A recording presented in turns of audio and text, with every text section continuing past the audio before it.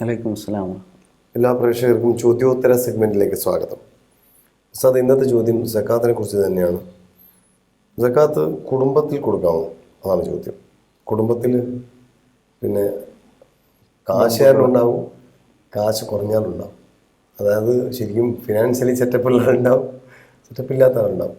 അപ്പം ഫിനാൻഷ്യലി കുറച്ചും കൂടി സെറ്റപ്പുള്ള ഒരാൾ, നല്ല ഇൻകം വരുന്ന ഒരാൾക്ക് അതുപോലെ ബ്രദേഴ്സിനും സിസ്റ്റേഴ്സിനൊക്കെ ചില സമയം അത്രയും കഴിവില്ലായിരിക്കാം. അങ്ങനെ വരുമ്പോൾ അവർ സക്കാത്ത് കുടുംബത്തിൽ തന്നെ, സ്വന്തം കുടുംബത്തിൽ തന്നെ കൊടുക്കാൻ പറ്റുമോ, അല്ലെങ്കിൽ അത് പുറത്ത് തന്നെ കൊടുക്കണം എന്നതാണ് ചോദ്യം. ഇത് പൊതുവെ ആളുകൾ ചോദിച്ചുകൊണ്ടിരിക്കുന്ന ഒരു ചോദ്യമാണ്. എന്ന് പറഞ്ഞാൽ വാപ്പാക്ക് കൊടുക്കാവോ, ഉമ്മാക്ക് കൊടുക്കാവോ, അതല്ലെങ്കിൽ മക്കൾക്ക് കൊടുക്കാമോ, ഇങ്ങനെ ആളുകൾ ചോദിച്ചുകൊണ്ടിരിക്കും. അപ്പോൾ അത് സക്കാത്ത് സിസ്റ്റത്തെക്കുറിച്ച് വേണ്ടത്ര ബോധ്യമില്ലാത്തത് കൊണ്ടുണ്ടാകുന്ന ഒരു ചോദ്യമാണത്. യഥാർത്ഥത്തിൽ സക്കാത്തിൻ്റെ അവകാശികൾ എന്ന് പറയുന്നത് പലപ്പോഴും കുടുംബത്തിന് പുറത്തുള്ളവർ തന്നെയായിരിക്കും. കുടുംബത്തെ ആരാ സംരക്ഷിക്കേണ്ടത്? കുടുംബനാഥന്മാർ സംരക്ഷിക്കണം. കുടുംബം എന്ന് പറയുമ്പോൾ ഏറ്റവും പ്രാഥമികമായ കുടുംബം എന്ന് പറഞ്ഞാൽ ഒന്ന് വാപ്പ, ഉമ്മ, പിന്നെ വല്യുപ്പ, വല്യമ്മ, ഇങ്ങനെ മുകളിലോട്ട് പോകുന്ന ഒരു ബന്ധമാണ് ഒന്ന്. രണ്ടാമത്തേത് താഴോട്ട് മക്കൾ, പേരമക്കൾ, അങ്ങനെ താഴോട്ട് വരുന്നത്. ഈ ഗണത്തിൽ പെടുന്ന ആർക്കും ഒരു കാരണവശാലും സക്കാത്തിന് അവകാശമില്ല. കാരണം അത് അവരവരുടെ സമ്പത്തിൽ നിന്നാണ്. ഈ മക്കളെയും അതുപോലെ മാതാപിതാക്കളെയും സംരക്ഷിക്കേണ്ടത് സമ്പത്തിൽ നിന്നാണ്.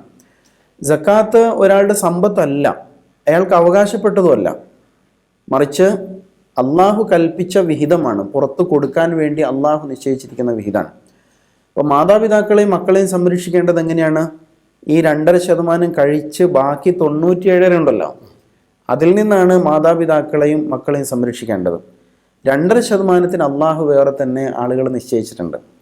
പക്ഷെ നമ്മൾ പൊതുവെ റമദാൻ മാസമാകുമ്പോൾ കൊടുക്കാൻ വേണ്ടി ഇപ്പോൾ ഒരു 10 ലക്ഷം രൂപ ഒരാളുടെ കയ്യിലുണ്ടെങ്കിൽ അയാൾ അതിൻ്റെ 2.5% കൊടുക്കാൻ സന്നദ്ധനാണ്. ഒരു 25,000 രൂപ ഉണ്ടാവും. 25,000 രൂപ ഒന്നിച്ച് പുറത്ത് കൊടുക്കുക എന്ന് പറയുമ്പോൾ മനസ്സിൽ വല്ലാത്തൊരു ബേജാറ്. അപ്പോഴാണ് അല്ല അതും ബന്ധുക്കൾക്ക് കൊടുത്തൂടെ, ജ്യേഷ്ഠന് കൊടുത്തൂടെ, അനുജന് കൊടുത്തൂടെ എന്നുള്ള ചോദ്യം ഉണ്ടാകുന്നത്. കഴിയുന്നിടത്തോളം ബന്ധുക്കളെ സമ്പത്തിൽ നിന്ന് തന്നെയാണ് സംരക്ഷിക്കേണ്ടത്. സംരക്ഷണ ഉത്തരവാദിത്വം ഇല്ലാത്ത ആളാണെങ്കിൽ, ഇപ്പോൾ അനുജൻ തന്നെ നേരിട്ട് സംരക്ഷിക്കാൻ ബാധ്യത ഇല്ലാത്ത ആളാണ്, അതുപോലെയുള്ള ആളുകൾക്ക് കൊടുക്കാം. അങ്ങനെ ഒരു നിർബന്ധാവസ്ഥ ഉണ്ടെങ്കിൽ, സ്വന്തം സമ്പത്ത് കൊണ്ട് കൊടുക്കാൻ കഴിയാത്ത സാഹചര്യം ഉണ്ടെങ്കിൽ മാത്രം പിന്നെ സക്കാത്തിൻ്റെ കാശ് ആ രൂപത്തിൽ വിനിയോഗിക്കാവുന്നതാണ്. യഥാർത്ഥത്തിൽ കുടുംബത്തിന് പുറത്തുള്ള ആളുകൾക്ക് വേണ്ടിയാണ് സക്കാത്ത് സിസ്റ്റം തന്നെ അള്ളാഹു താല നിശ്ചയിച്ചിരിക്കുന്നത് എന്നാണ് മനസ്സിലാക്കേണ്ടത്. ആ നിലക്ക് അതിൻ്റെ പിന്നെ സംഭരണവും വിതരണവുമായി ബന്ധപ്പെട്ടുള്ള നിയമങ്ങളെക്കുറിച്ച് നമുക്ക് നല്ല ബോധ്യം ഉണ്ടാവണം. അതുകൊണ്ടാണ് ഇത് സംഘടിത സംവിധാനത്തെ ഏൽപ്പിക്കുന്നതാണ് നല്ലതെന്ന് പറയുന്നത്. കാരണം അങ്ങനെ വരുമ്പോൾ നാം കുടുംബത്തിൽ കൊടുത്തു എന്ന ഒരു പ്രശ്നം അതിന് വരുന്നില്ല. അവർ നാട്ടിലെ ഏറ്റവും അർഹതയുള്ള ആളുകളെ കണ്ടെത്തി അവരെക്കുറിച്ച് പഠിച്ച് എന്നിട്ട് അവർക്ക് വേണ്ടി വിനിയോഗിക്കുന്ന രീതിയായിരിക്കും സ്വീകരിക്കുന്നത്. ആ ഒരു ശൈലിയാണ് സക്കാത്തിൻ്റെ വിനിമയത്തിൽ പ്രത്യേകിച്ച് നാം മനസ്സിലാക്കേണ്ടത്. അതേസമയം കുടുംബത്തിൽ പ്രയാസപ്പെടുന്നവർക്ക് സദക്ക നൽകാം, ദാനധർമ്മം എന്ന നിലക്ക് നൽകാവുന്നതാണ്. ഇനി അതല്ലെങ്കിൽ അവരുടെ ആവശ്യങ്ങൾ പരിഗണിച്ചുകൊണ്ട് പ്രശ്നങ്ങൾ പരിഹരിക്കാൻ വേണ്ടിയിട്ട് വേറെ ഏത് രീതിയിലും നൽകാനുള്ള അനുവാദം ഉണ്ടായിരിക്കും. അപ്പോൾ ആ ഒരു കാര്യം പ്രത്യേകിച്ച് പരിഗണിക്കേണ്ടതാണ്. അതേസമയം ഇപ്പോൾ റമദാൻ മാസമൊക്കെ ആകുമ്പോൾ ആളുകൾ അങ്ങോട്ടും ഇങ്ങോട്ടൊക്കെ കുറച്ച് കാശുകൾ കൊടുക്കുന്ന ഒരു രീതി ഉണ്ടാവും, ദാനധർമ്മം വർദ്ധിപ്പിക്കാം. അങ്ങനെ ആർക്കും കൊടുക്കാം, അതിൽ കുഴപ്പമില്ല. സക്കാത്തും സദക്കയും ഇങ്ങനെ 2 പ്രയോഗങ്ങളുണ്ട് ഖുർആനിൽ. അത് രണ്ടും പരസ്പര പൂരകമായിട്ട് പര്യായ പദം എന്ന പോലെ ഉപയോഗിച്ചിരിക്കുന്നത്. ഇപ്പോൾ സക്കാത്തിൻ്റെ അവകാശികളെ കുറിച്ച് പറയുമ്പോൾ ഇന്നമ സദക്കാത്തു, നിശ്ചയം സദക്കയുടെ അവകാശികൾ എന്ന വാക്കാണ് ഉപയോഗിച്ചത്. പക്ഷെ അവിടെ ഉദ്ദേശിക്കുന്നത് നിർബന്ധദാനമായ സക്കാത്ത് തന്നെയാണ് എന്ന് മനസ്സിലാക്കാൻ കഴിയും. അപ്പോൾ ആ രൂപത്തിൽ കൃത്യമായി വേർതിരിച്ച് അതിൻ്റെ കണക്ക് ഉൾക്കൊണ്ടുകൊണ്ട് പ്രത്യേകമായിട്ട് തന്നെ കണക്ക് എഴുതി രേഖപ്പെടുത്തിയിട്ട്, ഇപ്പോൾ നമ്മൾ എല്ലാ കാര്യങ്ങൾക്കും കണക്കുണ്ടല്ലോ. നമസ്കാരം 5 നേരമാണ്.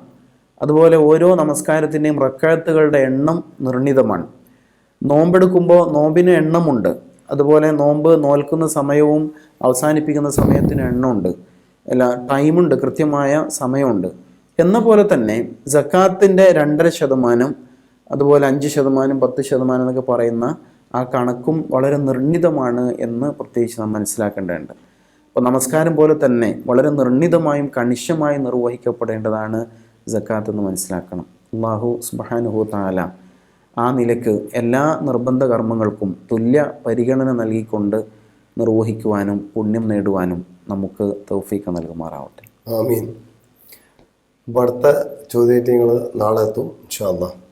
അസ്സലാമു അലൈക്കും. വലൈക്കും അസ്സലാം.